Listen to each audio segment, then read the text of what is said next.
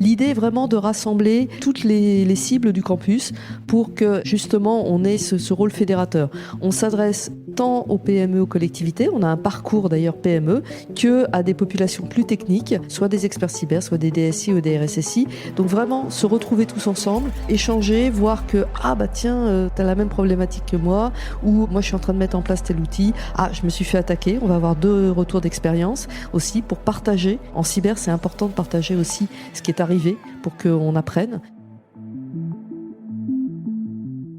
Bienvenue dans le monde de la cyber. Je m'appelle Leslie Fornero et je travaille dans la cybersécurité. Avec ce podcast, je vous emmène à la découverte de ce monde à la fois merveilleux et terrifiant.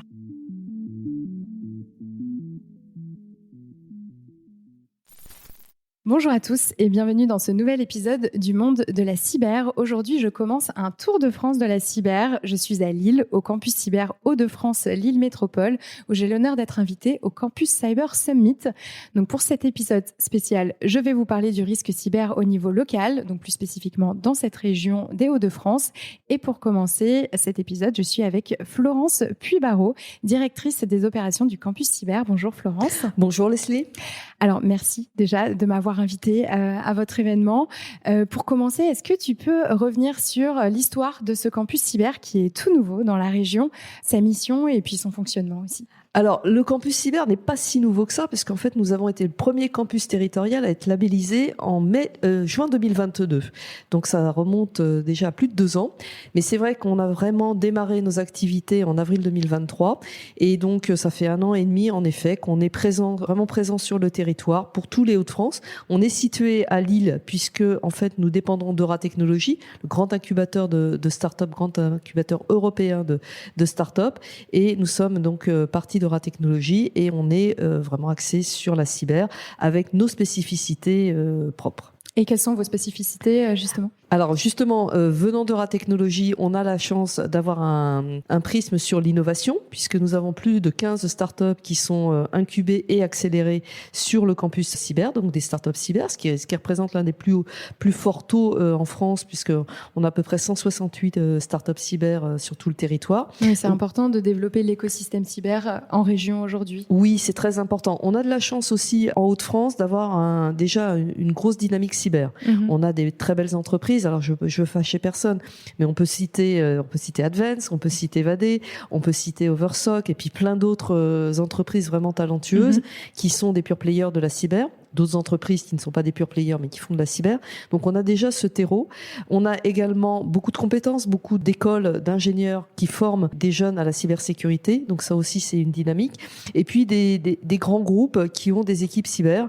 Là aussi sans fâcher personne, on peut penser à Decathlon, on peut penser à Leroy Merlin. Toutes ces entités-là qui ont des experts cyber. Donc une vraie dynamique à laquelle s'ajoute la volonté politique. C'est aussi la volonté politique qui a permis de créer ce campus cyber. Et justement, pourquoi est-ce que c'était important de ne pas avoir seulement un campus cyber à Paris, qui est plutôt un campus cyber, on va dire, national, et pourquoi c'est important d'en développer aussi en région ? C'est important parce que si la cyber n'a pas de frontières, c'est plus facile quand même de porter les messages quand on est essaimé sur le territoire. Parce que Paris fait énormément de choses, mais il est, comme tu l'as rappelé, c'est une vocation nationale avec des grands groupes. Et en fait, le maillage territorial permet d'aller toucher des plus petites structures. Et on sait aujourd'hui que ce sont celles qui ont le plus de besoins en termes de cybersécurité. C'est pour ça que nos actions portent principalement sur les PME, les ETI et les collectivités. On les touche, on va toucher quand même plus facilement une PME d'Armentières quand on est ici sur place que quand on est à la Défense. Et justement, quels sont les moyens d'action dont vous disposez aujourd'hui pour aller toucher les entreprises et les organisations du territoire ? Alors comme je disais, on a la chance d'abord d'avoir un site. Nous on a ce hub qui est le campus physiquement à Lille, à côté d'Eura Technologies. On a bien sûr toute une équipe. Aujourd'hui, nous sommes 7 dans l'équipe du campus où nous allons porter des messages de sensibilisation, d'information.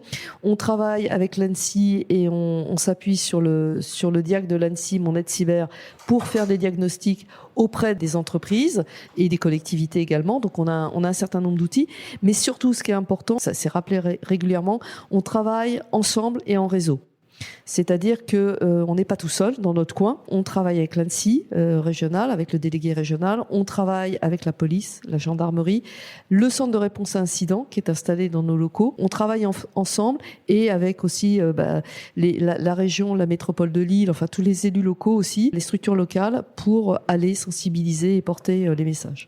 Alors aujourd'hui, c'est l'événement du Campus Cyber Summit. Est-ce que vous pouvez rappeler quel est l'objectif de cet événement ? Qu'est-ce que c'est ? Qu'est-ce qui se passe aujourd'hui Alors à Lille ? en toute modestie, donc le Campus Cyber Summit, c'est la deuxième édition cette année. On l'avait lancé l'année dernière. On est vraiment dans ce rôle de fédération. Le Campus Cyber Summit, c'est une journée complète de 9h à 19h de conférences, d'ateliers, de rencontres, de démos, de moments de convivialité aussi, où on va s'informer sur l'état de la menace, où on va avoir des ateliers plus techniques. L'idée est vraiment de rassembler toutes les cibles du campus pour que justement on ait ce rôle fédérateur.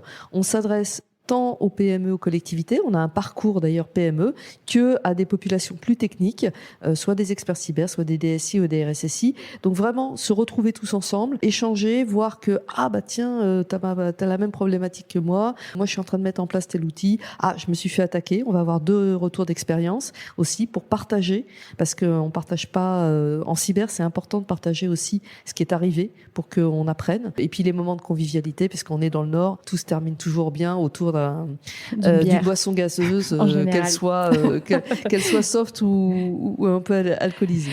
Et cet événement se tient en octobre, qui est le Cybermois. Tout à fait. C'est important le Cybermois. Le Cybermois, c'est une initiative donc de l'Union européenne à l'origine, qui en France est opérée par cybermalveillance.gouv.fr et qui est déclinée dans tout le territoire. Et ça nous a semblé important quand on a choisi une date l'année dernière de l'inscrire dedans, parce que ce Cybermois, c'est comme nous, il a vocation à faire diffuser les principes de cybersécurité sur le territoire et auprès de toutes les organisations publiques et privées et aussi des citoyens. Donc c'est notre vocation et c'est pour ça qu'on s'inscrit dans cette dynamique, parce que pour nous il est important d'y participer. Merci beaucoup Florence d'avoir présenté le Campus Cyber et l'événement d'aujourd'hui. Et merci d'être venue à Lille pour notre bel événement. Avec grand plaisir, encore merci pour l'invitation et je vous souhaite un très bon événement, une très belle journée avec tous les acteurs de l'écosystème du territoire. Merci. Alors l'idée de cet épisode de podcast, c'était aussi de montrer évidemment la réalité sur le terrain quand on est notamment un professionnel de la sécurité informatique. Donc j'ai la chance aujourd'hui d'être avec Mickaël Loisel qui va tous les jours à la rencontre des entreprises et des organisations pour parler de ces sujets. Bonjour Mickaël. Bonjour Leslie. Est-ce que tu peux nous parler justement de cette réalité du terrain par rapport à ce qu'on entend partout dans les médias par exemple ? Qu'est-ce qui se passe aujourd'hui sur le territoire lillois ? Oui, bien sûr. Alors moi, j'interviens dans les Hauts-de-France principalement, donc autour de 60, donc essentiellement en province, entre Paris et Lille. Donc tu vois, je suis vraiment en dehors des grandes métropoles. Ce que je constate moi aujourd'hui, c'est que on entend parler beaucoup de ransomware, d'attaques, de cyberattaques. C'est des mots qui sont diffusés largement dans les médias, et pour autant sur le terrain, on entend assez peu parler. Il y a 2 grands phénomènes dans les TPE et PME en province. C'est que d'une part, elles n'entendent pas parler, donc ils ne connaissent pas finalement tous les dispositifs, le risque cyber. Elle le pressentent pas. D'ailleurs, c'est un vrai sujet, l'inadéquation en fait entre le risque réel et le risque ressenti par les TPE PME en province. C'est un vrai sujet. Et je me bats tous les jours justement contre ces préjugés, puisque finalement, soit elles pensent qu'elles n'ont rien à cacher, et c'est un vrai problème. Soit elles pensent qu'elles sont déjà en sécurité parce que gérées par une ESN ou une SS2I.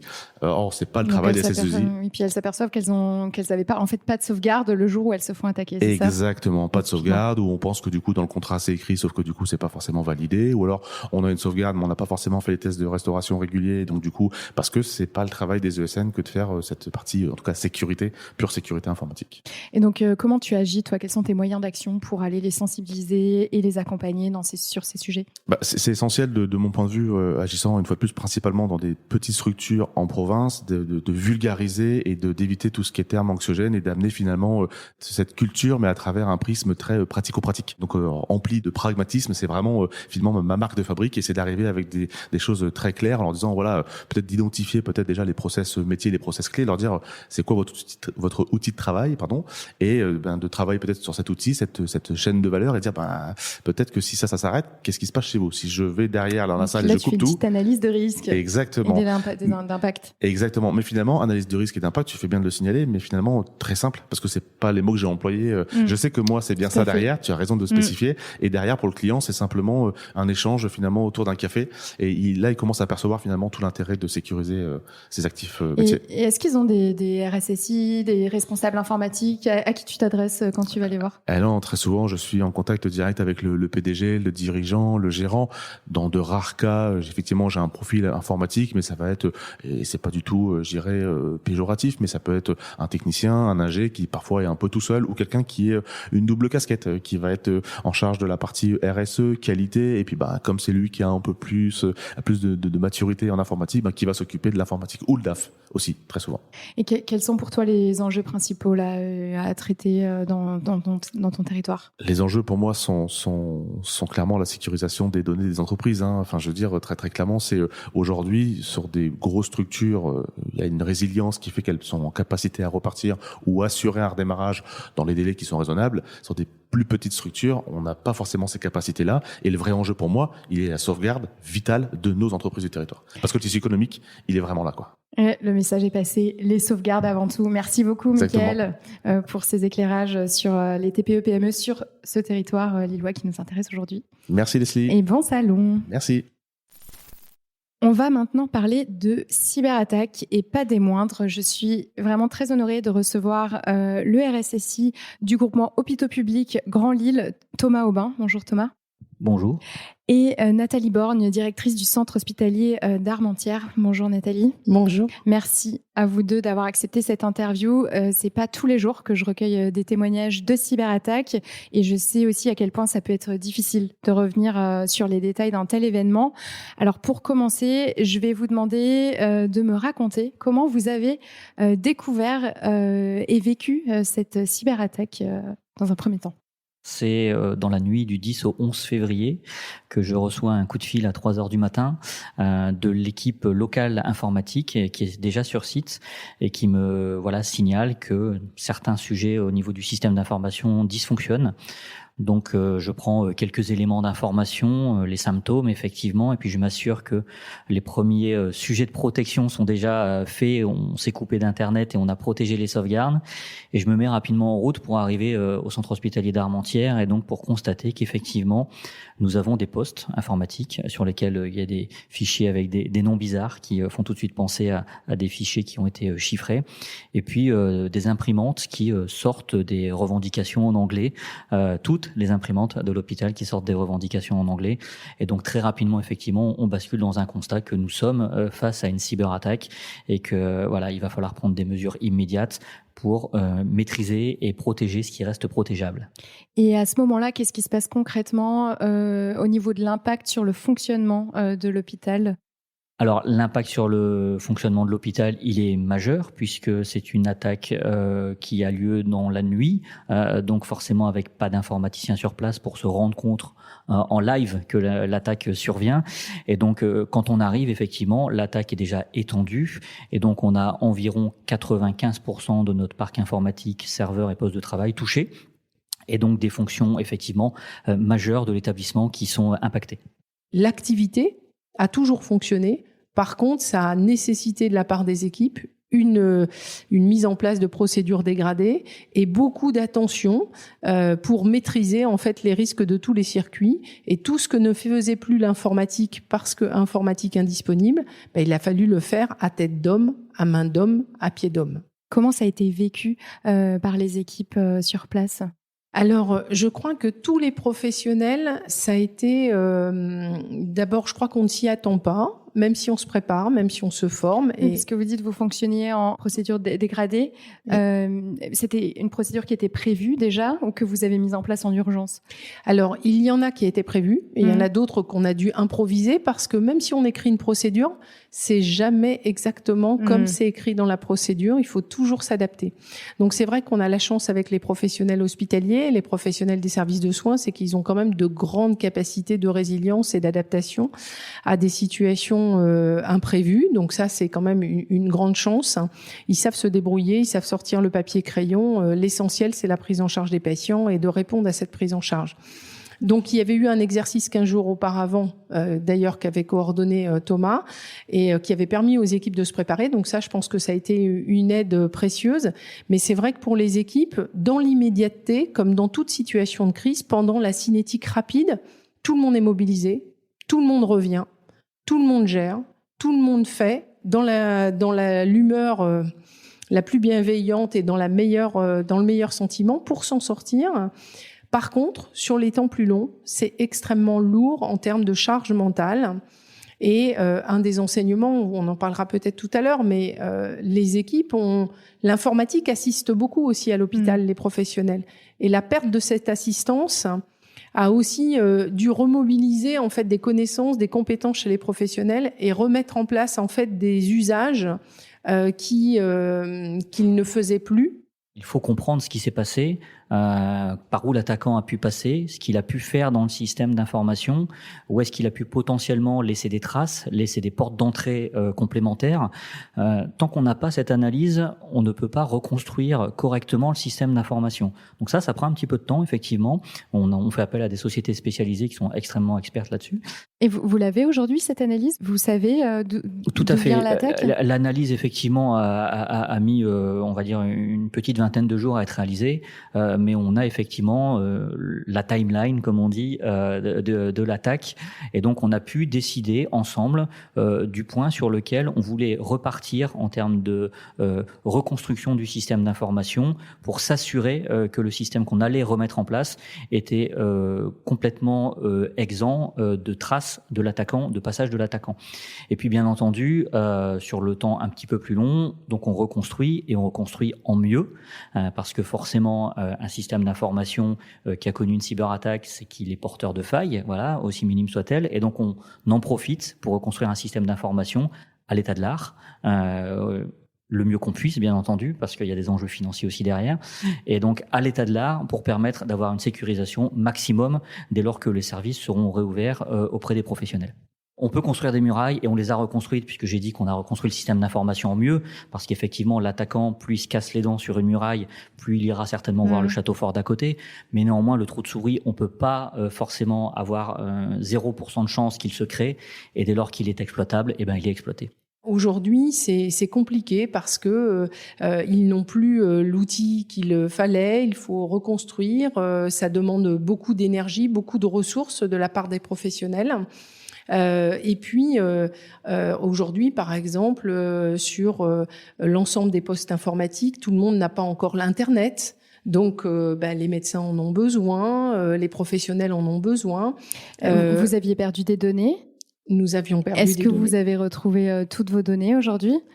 Non, nous n'avons pas retrouvé toutes les données exactement. Et puis il y a des données qui malheureusement en fait n'ont pas pu être réinjectées puisque abîmées puisqu'elles sont toujours chiffrées. Oui, vous n'avez pas réussi à restaurer toute la donnée. Aujourd'hui, je peux vous dire très clairement le coût en fait de la cyber attaque sur le centre hospitalier d'Armentières, donc à 249 jours.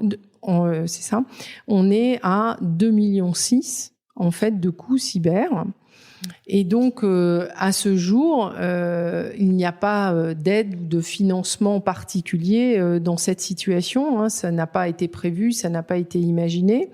Bien évidemment, il y a un investissement important sur la sécurité informatique, puisqu'on reconstruit en fait le système, bien évidemment, pour le centre hospitalier d'Armentières, et on a upgradé pour l'ensemble des établissements du GHT. Ça n'arrive pas qu'aux autres. Ça, vraiment, c'est un message qu'il faut faire passer. Partager c'est s'améliorer. C'est vraiment ces retextes sont vraiment importants. Il faut aller voir ailleurs. Là, il y a la semaine dernière, nos biologistes ont partagé au sein de la communauté des biologistes sur la manière de faire pour s'entraider. Ça, je pense que c'est éminemment important. Eh bien, merci beaucoup à tous les deux pour votre témoignage. Je pense qu'il est très précieux et qui va continuer d'aider d'autres entités justement à prendre conscience de ce risque cyber. C'est pour ça qu'on fait ces témoignages. Donc, merci beaucoup d'avoir accepté cette interview. Merci à vous. Dans le monde de la cyber, il y a beaucoup d'acronymes. On parle de RSSI, de DSI, de CERT et de CSIRT ou CSIRT. Alors justement, c'est de ce dernier dont on va parler aujourd'hui avec Jacques Alamar du CSIRT Hauts-de-France. Bonjour Jacques. Bonjour Leslie. Alors est-ce qu'on dit CSIRT ou CSIRT ? Peu importe, on peut dire CSIRT, CSIRT. Finalement, cet acronyme donc veut dire Computer Security Incident Response Team, un bel acronyme anglais. Tout à fait. Mais qui veut tout simplement dire Centre de réponse aux incidents cyber. Alors, est-ce que vous pouvez nous éclairer un petit peu plus sur justement ces CSIRT qui fleurissent un petit peu partout en France depuis quelques années ? Alors effectivement, c'est un dispositif qui est assez récent finalement, qui date de 2021, du plan France Relance, avec l'initiative de l'ANSSI de proposer aux régions des centres régionaux de réponse aux incidents cyber destinés à aider des structures qui sont plutôt fragiles et faciles à attaquer, comme les PME, les ETI, les associations, les collectivités. Donc l'idée, c'est d'avoir un point relais de l'ANSSI en région, un centre qui va pouvoir apporter une réponse de niveau 1, c'est-à-dire non technique dans un premier temps, qui va donner les premiers gestes, qui est accessible pour les Hauts-de-France par un 0806 700 111. Et donc, par ce numéro, la victime est mise en relation avec un technicien qui va tout simplement déjà caractériser l'incident, si incident il y a, donner les premiers gestes, et puis ensuite informer la victime de certaines obligations, comme le signalement à la CNIL, si vol, perte, fuite de données, ou le dépôt de plainte. Alors, est-ce que vous avez quelques chiffres à nous donner ? Vous êtes combien aujourd'hui à œuvrer au CSIRT des Hauts-de-France et vous gérez combien d'incidents par mois, par semaine ? Alors, le CSIRT Hauts-de-France, je ne sais pas si je vous l'ai dit, il est opérationnel depuis mars 2023. Donc c'est très récent. Assez récent. C'est très, très récent. Depuis mars 2023, on a traité 150 incidents réels environ. Ce qui est pas mal. Ce qui est pas mal, étant donné que les CSIRT ne sont pas très connus finalement. Pour être contactés sur notre numéro, encore faut-il que nous soyons connus. Ça, c'est un travail de tous les jours que j'effectue, d'aller prêcher, entre guillemets, partout sur le territoire, l'existence de ce centre, qui peut être une aide pour les PME et les collectivités. Donc à peu près 150 incidents réels traités avec dans le trio de tête des modes opératoires, vous connaissez ça, c'est le phishing, c'est les escroqueries, c'est les rançongiciels sur des victimes, encore une fois, qui sont très très fragilisées parce que sous-équipées techniquement, mais aussi en personnel. Est-ce que vous constatez des spécificités sur le risque cyber au sein de du territoire que vous gérez ? Alors les spécificités, peut-être, elles sont assez générales et communes à tous les CSIRT. Alors je vais peut-être rappeler que les CSIRT, c'est un dispositif national aujourd'hui quand même, et on est une douzaine de CSIRT en région. On travaille en réseau, évidemment. Et pour revenir à votre question, les problématiques sont assez semblables d'une région à l'autre. C'est-à-dire que les victimes, encore une fois, elles sont attaquées parce qu'elles sont très fragilisées et peut-être se croient-elles souvent à l'abri des cyberattaques. Et souvent, ce qui nous revient, c'est pourquoi moi je serais attaqué. Je suis une petite mairie, voilà, je n'ai pas de données spécialement importantes. Pourquoi je serais attaqué ? Et pourtant, on en voit passer dans la presse des cyberattaques de mairie. Eh bien évidemment, parce que c'est la donnée personnelle qui est recherchée. Et évidemment, une mairie, c'est aussi un des lieux qui regorge de données personnelles et qui est très facile d'accès pour les hackers. Donc elles sont une cible particulière, comme les PME ou les TPE, non ? Et donc pour nous ici en Hauts-de-France, pour vous donner quelques indicateurs, on voit que à ce jour, on a suivi Un peu plus de 50% sur les faits relatés, c'est de la PME. Et puis pour 25%, c'est des collectivités de toute taille. Hein. Et justement, qu'est-ce qu'on pourrait faire pour qu'il y ait encore plus d'entreprises et de collectivités qui vous appellent en cas de crise cyber? Il faut savoir qu'aujourd'hui, la plupart des entités ne savent pas quoi faire le jour où tout s'arrête. Comment on fait pour leur donner la clé, Alors, leur dire que vous existez? Eh bien, il faut communiquer autant que possible sur ces structures qui existent. Mais est-ce qu'il ne faudrait pas un numéro de téléphone comme les pompiers qu'on appelle? Alors, vous êtes les pompiers de la cyber au final, si on résume. C'est exactement ça, c'est-à-dire on nous appelle quand il arrive un drame et donc on intervient pour agir comme des pompiers, c'est-à-dire donner les premiers gestes. Nous, on va faire le relais, encore une fois, avec l'ANSSI. On va faire le relais aussi avec des prestataires de proximité. Donc ça, c'est très important. C'est-à-dire que les victimes qui sont déjà dans un état qui est pas terrible parce qu'elles sont sous le coup d'une cyberattaque, elles ont besoin d'un prestataire, souvent. Nous, on a une liste de prestataires référencés, qualifiés. Pour beaucoup, sont déjà référencés auprès de l'ANSSI. Et on a l'assurance de cybermalveillance aussi également. Et ça, c'est l'assurance aussi de donner à la victime un professionnel qui va savoir répondre à l'incident. Oui, donc c'est la manière dont l'incident va être traité après, c'est via les prestataires que vous leur mettez à disposition. Souvent, nous avons des demandes de victimes qui nous demandent un prestataire. Et donc, nous, en tiers de confiance, on va donc leur proposer un prestataire de proximité et qui est spécialiste de la réponse à incident. Ça, c'est après lui avoir donné, bien sûr, les premiers gestes de secours pour minimiser l'impact de la cyberattaque. Voilà, c'est ça. Et alors, des conseils à donner? Qu'est-ce que ce seraient les premiers gestes de secours qu'il faut avoir en tête? Alors, les premiers conseils, c'est toujours bien sûr, d'isoler les appareils qui ont été touchés par la cyberattaque, les isoler du réseau. Et puis, ça va être aussi d'alerter, donc alerter en interne, communiquer, mais aussi alerter les autorités. Ça va être aussi le dépôt de plainte qui est quelque chose qui est important aujourd'hui et quasiment rendu obligatoire par une évolution légale de la loi LOPMI. L'article 5. Voilà. Mais c'est uniquement obligatoire pour les entreprises qui sont assurées en cyber. Est-ce que vous en avez beaucoup qui sont assurées? Alors, ce qui peut arriver, c'est que la plupart pensent être assurés. C'est comme la plupart pensent avoir des sauvegardes et en plus on pense être assuré et puis on s'aperçoit le jour de la cyberattaque parce que non. Il y a une grande méconnaissance à ce sujet-là. Et la plupart disent j'ai un contrat d'assurance, c'est forcément inclus dedans. Mais non, pas forcément. Donc là aussi, c'est beaucoup d'informations à donner, de sensibilisation. Donc effectivement, il y a ce volet de la plainte. Nous, on peut vraiment faciliter cette démarche pour la victime. Si nous avons une mairie, une collectivité qui est touchée par un rançongiciel, vous savez que ce sont des compétences parfois qui sont partagées entre police et gendarmerie sur certaines souches virales. Nous allons pouvoir orienter directement la victime vers le groupe d'enquête compétent et gagner du temps. Déposer plainte, c'est pas une chose facile non plus pour une victime. Aller expliquer ce qui s'est passé techniquement dans un commissariat, dans une gendarmerie, ça peut être une démarche qui n'est pas aisée. Donc nous, on va faciliter un peu cette démarche-là, accompagner la victime sur ce volet-là. Et puis après, il y a le volet CNIL aussi évidemment à réaliser dans les 72 heures. Ça aussi, c'est un élément qui est souvent ignoré parfois des victimes. Oui, parce qu'ils en ont pas forcément connaissance, c'est ça? Oui, parce que ce sont des structures une PME où le dirigeant est multicasquette, il est largement occupé dans ses affaires, et il est multicasquette, il fait un peu tout, il n'a pas connaissance de toute la réglementation, et la gestion de crise n'a pas été anticipée, et donc sur le fait, on ne sait pas quoi faire et par où commencer. Donc là, il y a vraiment un travail d'accompagnement par le CSIRT à faire auprès de cette population qui est fragile. Alors actuellement, il y a la directive Nice 2 qui est discutée au sein de nos instances législatives. Est-ce que les CSIRT régionaux, justement, devraient être cette première porte à franchir en cas de cyberattaque? Est-ce que c'est vous qu'il faut appeler en premier?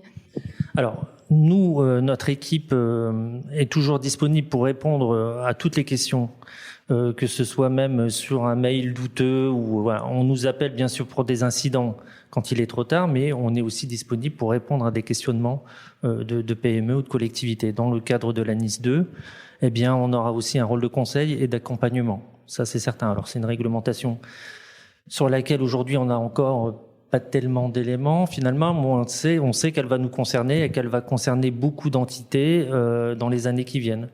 Est-ce que vous auriez la capacité d'absorption de toutes ces demandes qui viendraient vers vous pour conseiller, pour rediriger en cas d'incident? Alors, c'est sûr que le travail est déjà assez conséquent entre les incidents, la sensibilisation et le suivi.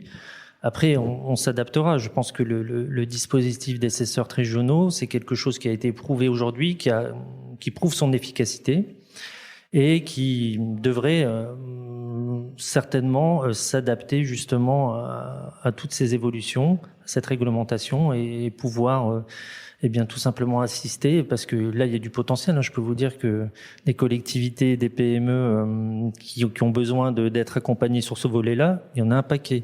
Donc du travail il y en a. Je pense qu'on fera en sorte de s'adapter et de pérenniser le CSERT en Hauts-de-France. Et justement, vous parlez d'efficacité des CSERT régionaux. Vous faites aussi des exercices de crise. Vous en avez fait un dans le cadre de la préparation aux Jeux Olympiques cette année. Est-ce que vous pouvez nous raconter un petit peu ce qui s'est passé? Alors effectivement, je parlais de sensibilisation, c'est important pour nous de se faire connaître. Pour être appelé, il faut évidemment qu'on soit connu. Donc pour cela, il faut faire énormément de sensibilisation dans les territoires, partout sur les Hauts-de-France, et faire un exercice de gestion de crise comme on l'a fait le 11 mars dernier. C'était aussi une opération qui vise aussi à promouvoir le CSERT.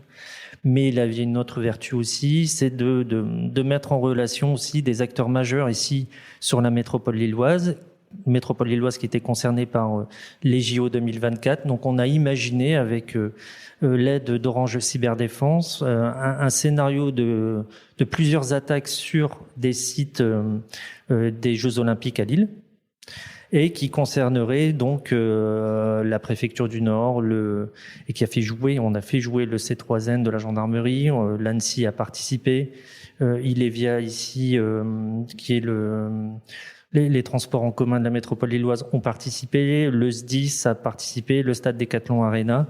On a eu 2 hôpitaux aussi de la métropole lilloise qui ont participé à cet exercice de grande ampleur, donc un peu plus d'une quinzaine de joueurs, sur une demi-matinée d'exercice qui a permis de tester la chaîne d'alerte entre tous ces acteurs. Mmh. Et puis de tirer quelques enseignements. Alors c'est sur la communication, évidemment, c'est sur l'existence d'outils en commun qui n'existent pas encore. Alors c'est un exercice qui se veut aussi modeste. On n'a pas la prétention de présenter un exercice qui serait absolument parfait, mais c'était de mettre au moins en commun ensemble tous ces acteurs sur un exercice, de mettre en relation peut-être des personnes qui ne se connaissaient pas avant, et puis d'inclure le CSERT dans cet exercice-là pour aussi la promotion des services du CSERT Hauts-de-France. Oui, la coopération et le partage d'informations dans la cybersécurité, c'est quelque chose qui est extrêmement important. Comment est-ce que vous collaborez avec les autres CSIRT régionaux? Alors, très régulièrement, c'est-à-dire quasiment toutes les semaines, on est en lien avec les autres CSERT de métropole et d'outre-mer. Toujours sous la supervision de l'ANSSI également. Mmh. L'idée, c'est ça. Donc, construire ce réseau et d'être des observatoires en région, de mode opératoire, qu'on va pouvoir évidemment faire remonter à l'ANSSI aussi. Ça, c'est aussi un des sujets qui est important, c'est de connaître un peu les phénomènes qui se passent ici sur la métropole et en outre-mer. Donc, grosse coopération. Tout le monde n'a pas la même évolution, c'est-à-dire que chacun a sa structure ici qui est un peu différente, avec un numéro différent dans chaque région et parfois un montage qui est différent. Mais les missions sont les mêmes et l'idée, c'est vraiment de partager ensemble un maximum d'informations et de créer un véritable réseau qui permet d'être à la chaîne de sécurité, d'être encore plus solide, finalement. Oui, et d'avoir une meilleure visibilité sur l'état de la menace aussi, j'imagine, pour mieux l'appréhender et mieux se défendre en cas d'incident. Complètement. Et je pense qu'aujourd'hui, on a la chance d'avoir ces dispositifs régionaux qui n'existent pas partout, loin de là. Et avec l'ANSSI, avec les CSERT régionaux, avec cybermalveillance, finalement, aujourd'hui, on a un bon dispositif. Maintenant, on vise à communiquer entre nous vraiment au maximum Et puis à trouver un équilibre, c'est un peu ça aussi. Trouver un modèle de fonctionnement pérenne. Voilà, c'est ça, trouver un peu l'idéal de fonctionnement. Mais en tout cas pour nous en Hauts-de-France, ce que je peux vous dire, c'est qu'il y a un réel besoin, ça c'est sûr. On aurait pu parler aussi de l'impact psychologique qu'on revêtent les cyberattaques sur les victimes. C'est quelque chose qu'il ne faut pas ignorer. Et le fait d'être en relation par un numéro de téléphone permet aussi à ces victimes de communiquer, de parler. Alors, est-ce que vous gardez le lien avec la victime jusqu'à la résolution de l'incident ? Vous n'êtes pas là uniquement le jour où il déclare un incident, il y a un suivi derrière ? Effectivement, l'idée, c'est vraiment de suivre l'incident, d'avoir un accompagnement de la victime, alors sans la harceler, parce qu'il y a aussi la période gestion de crise, et donc il faut prendre un peu de recul par rapport à ça, mais de suivre la victime tout au long de ce parcours. Parce qu'encore une fois, il y a un impact, il y a un retentissement qui est réel, et ça, on a pu le constater à plusieurs reprises. Les gens ont besoin aussi de parler un peu de ce qui s'est passé. De leur cyberattaque. Et d'ailleurs, je prends avec grand plaisir des témoignages de cyberattaque. Si dans l'audience, certains souhaitent partager leur expérience de cyberattaque, je suis tout à fait disponible pour venir les enregistrer. Est-ce qu'on peut rappeler le numéro de téléphone pour vous joindre en cas d'incident ? Alors, pour les Hauts-de-France, c'est le 0806 700 111. Et ben voilà, du coup. Ce numéro-là est disponible du lundi au vendredi de 9h à 17h30. Et en dehors de ces heures ouvrées, c'est le CERT de l'Annecy qui prend le relais. Et comment on les joint, le CERT de l'Annecy ? 32 18. Eh ben, le message est passé. Merci beaucoup, Jacques Alamar, d'être venu nous parler du rôle du CCIRT des Hauts-de-France. Merci à vous. Bonne journée. Merci à tous d'avoir suivi cet épisode du Monde de la Cyber. Si vous êtes arrivés jusqu'ici, c'est que vous commencez à bien accrocher à ce podcast. Alors si vous voulez découvrir les coulisses et être au courant de toutes les actus, je vous donne rendez-vous sur notre compte Instagram, Le Monde de la Cyber. Et n'hésitez pas aussi à vous abonner au podcast et à me laisser un petit commentaire sur Spotify ou Apple Podcast. Ça m'aide beaucoup à faire grandir le projet et ça me fait super plaisir de lire tous vos petits messages. Merci à vous et à très vite dans Le Monde de la Cyber.